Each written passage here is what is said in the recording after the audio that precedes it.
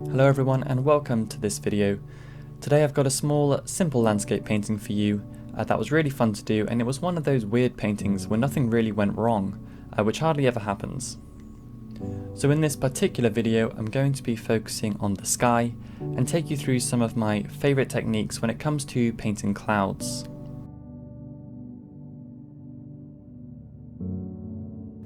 Like pretty much every landscape, I start with blocking in the sky. I'm using a mixture of phthalo blue and cerulean blue, and I'm starting with quite a deep mixture. I wanted the sky to be quite rich in colour, so there's not much white in there at the moment. But as I move down the canvas, I add more and more white to pale the sky as it recedes into the distance. I'm using a fairly soft synthetic brush for this to get smooth transitions between all these colours.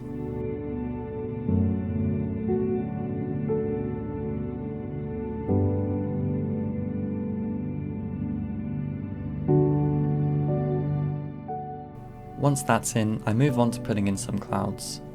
The clouds in this painting are going to be some of the main features in this background, so I'm going to make them quite prominent.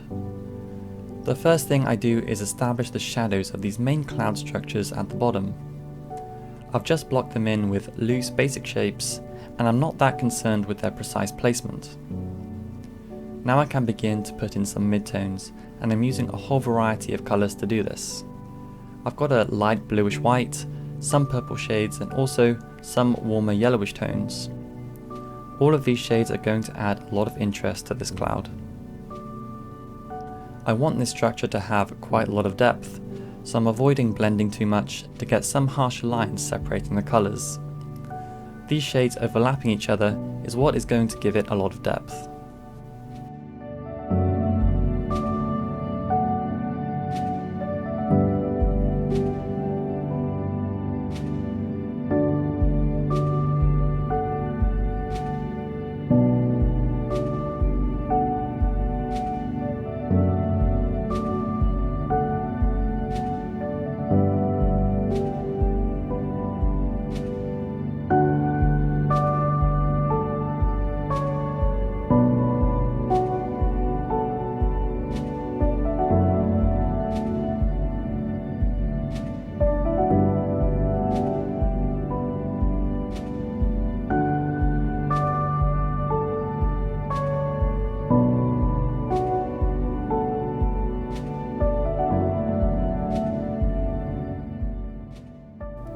This cloud at the bottom is definitely the most well defined, so to build up that definition, I'll begin using much lighter values to build up that contrast. This lighter colour I'm using has plenty of titanium white in it, with some yellow ochre to give it some warmth, and I'm applying this along the edges to establish the areas in highlight.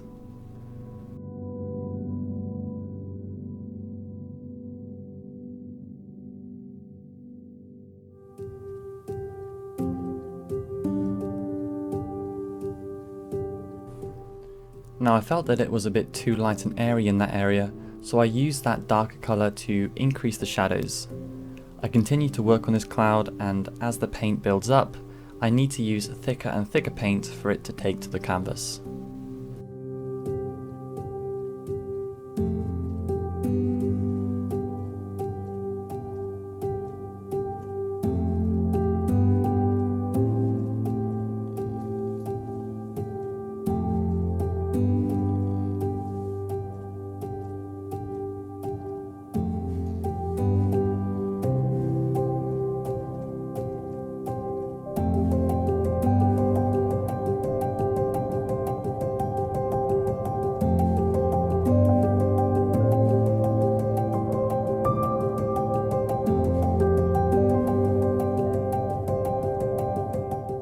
The clouds that are nearer are much more wispy in nature, and most of them kind of diffuse into the blue sky.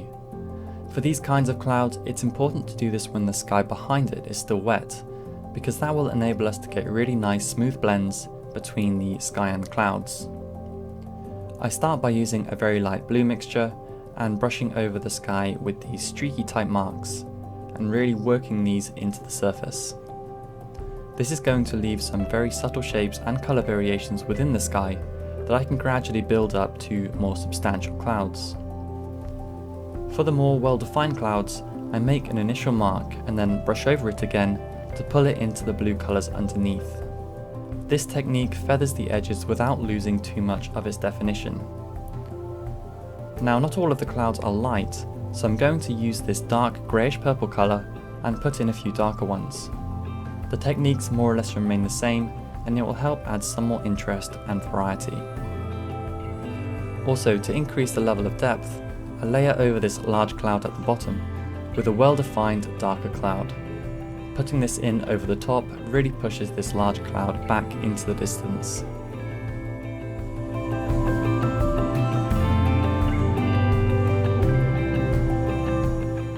So I'll leave that there for the first layer, and now that the paint is fully dry, I can move on to refining it. I'll begin by covering the whole area again, using the same mixtures as before, and as I mentioned, having a wet background will really help in painting soft and diffused clouds. So I work right up close to the outline of these larger clouds, and I'm not too worried about whether I go over some of these edges, as I'm going to re-establish those when I work on the clouds later. I'm going to start with the larger clouds at the top, and I'm using a 1/4 inch ivory flathead brush to do this, which gives me quite a bit of control. I've got quite a few colours on the go here, but I'm mainly using the lighter mixture of yellow ochre and titanium white, as well as the darker colour of ultramarine blue, burnt umber and quinacridone magenta.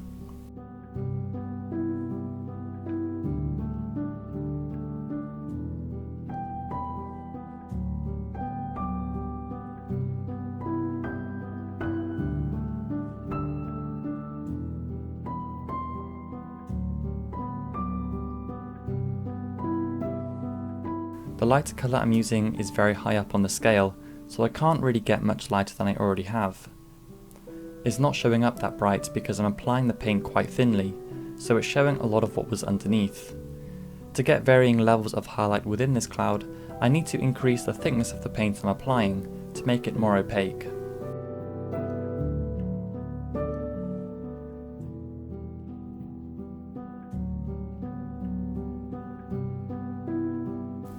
So a lot of these clouds are very wispy and don't have much definition.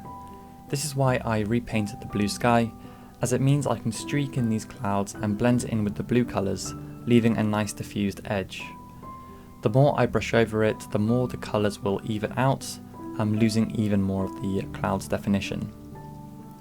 For the clouds that I want to be a bit more defined, all I need to do is use thicker paint.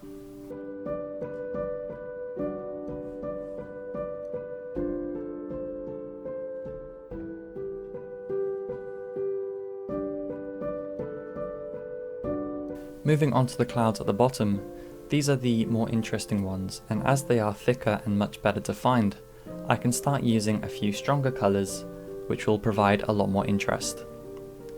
You can see I've started to use a lot more pinks and yellows, and although they are still fairly subtle, it certainly makes a difference. A simple but great combination I found when doing this is to use yellow ochre and permanent alizarin crimson with flake white, and this makes quite a luminous colour. Flake white is much more transparent than titanium, which means that the colours don't become quite so chalky when you mix it.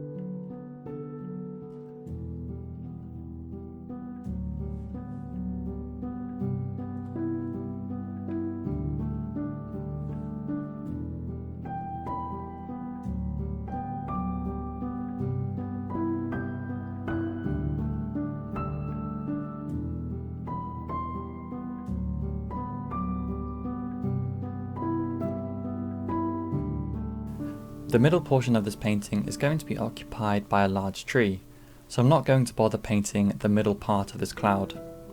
Obviously there will still be gaps between the leaves, which will show the cloud underneath, but I feel I've already got enough definition there for it to look convincing.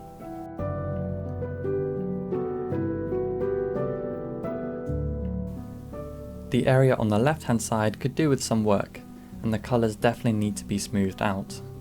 To do this, I apply sparing amount of paint which allows for much smoother transitions, and just softly work over the surface to smooth out all those edges.